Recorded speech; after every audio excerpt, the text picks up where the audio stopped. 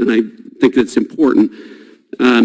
At this point, based on everything, do you think that any laws were broken by Hillary Clinton or her lawyers?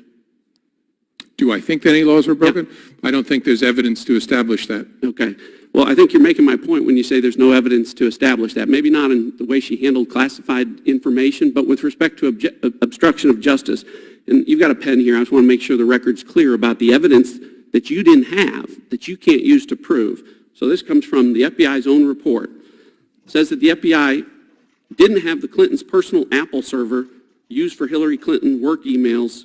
That was never located, so the FBI could never examine it. An Apple MacBook laptop and thumb drive that contained Hillary Clinton's email archives was lost, so the FBI never examined that. 2 BlackBerry devices, provided the FBI didn't have SIM cards or SD data cards. 13 Hillary Clinton personal mobile devices were lost, discarded, or destroyed with a hammer, so the FBI clearly didn't examine those. Various server backups were deleted over time, so the FBI didn't examine that.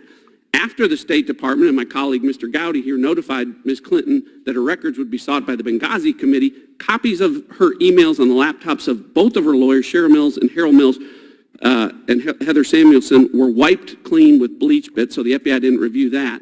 After those emails were subpoenaed, Hillary Clinton's email archive was also permanently deleted from the Platte River Network with bleach bit, so the FBI didn't review that.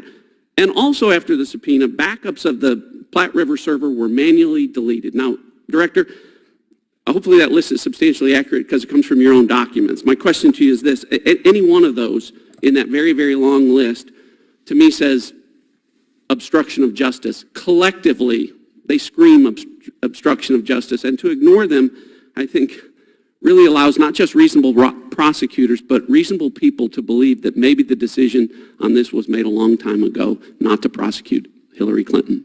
And with that, I yield back.